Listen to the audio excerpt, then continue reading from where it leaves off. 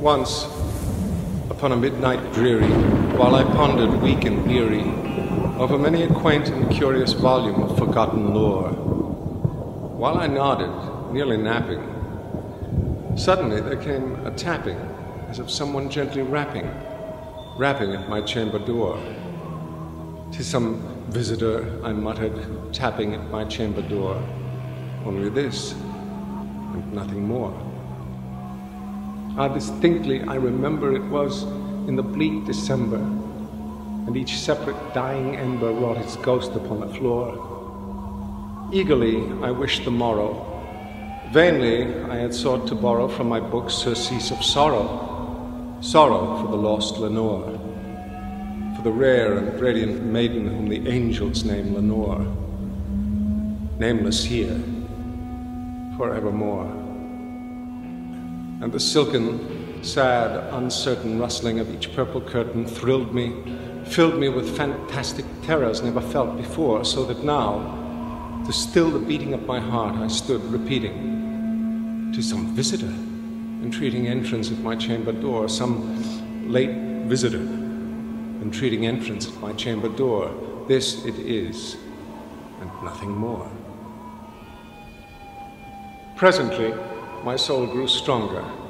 Hesitating then no longer, "Sir," said I, "or madam, truly your forgiveness I implore, but the fact is I was napping. And so gently you came rapping, and so faintly you came tapping at my chamber door, that I scarce was sure I heard you. Here, I opened wide the door. Darkness there. Nothing more. Deep into that darkness peering. Long I stood there wondering, fearing, doubting, dreaming dreams no mortal ever dared to dream before, but the silence was unbroken. The stillness gave no token, and the only word there spoken was the whispered word, "Lenore." This I whispered, and an echo murmured back the word, "Lenore." Merely this, nothing more.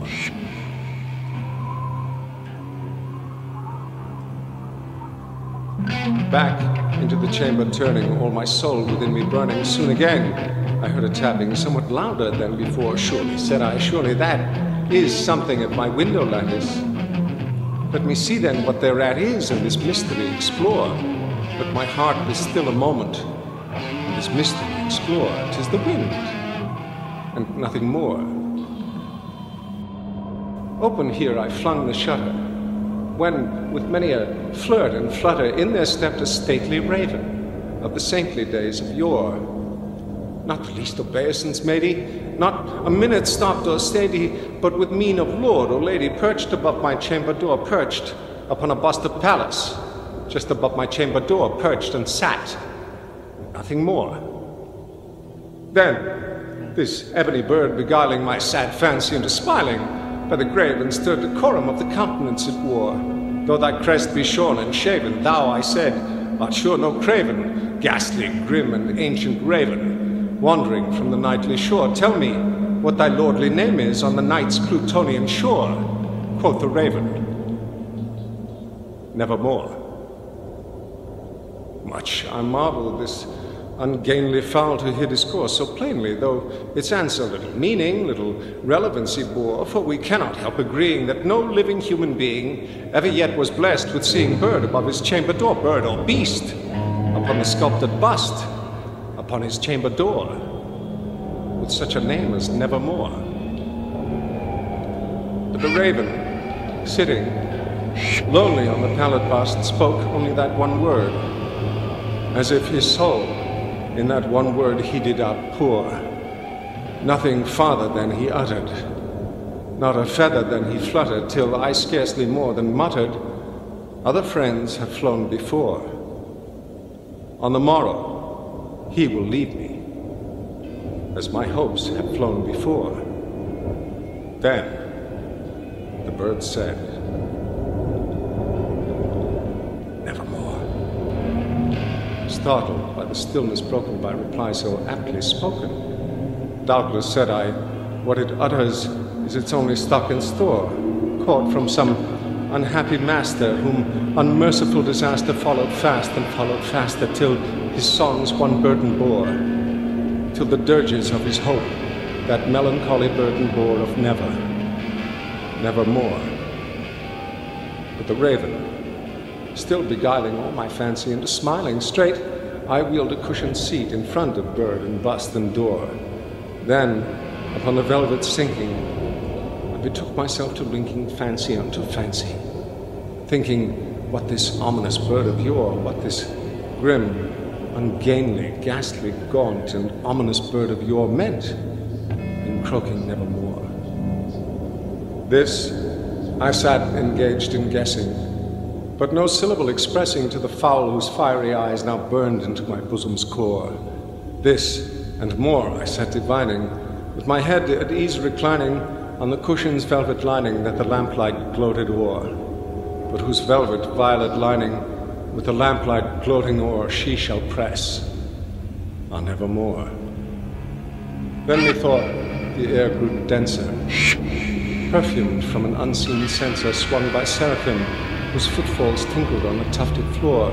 Wretch, I cried, thy God hath lent thee, by these angels he hath sent thee respite, respite and nepenthe from the memories of Lenore. Quaff, O quaff this kind nepenthe, and forget this lost Lenore, quoth the raven, nevermore.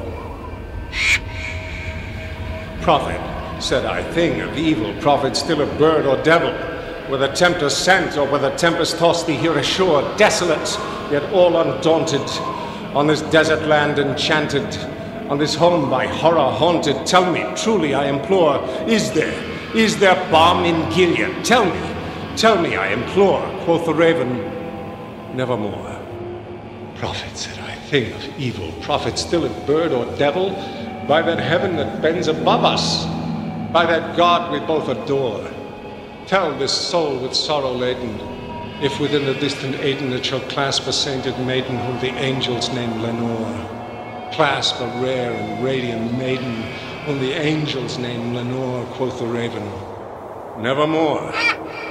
Be that word our sign of parting, bird or fiend, I shrieked, upstarting, get thee back into the tempest and the night's Plutonian shore. Leave no black plume as a token of that lie thy soul hath spoken. Leave my loneliness unbroken, quit the bust above my door, take thy beak from out my heart, and take thy form from off my door, quoth the raven, nevermore.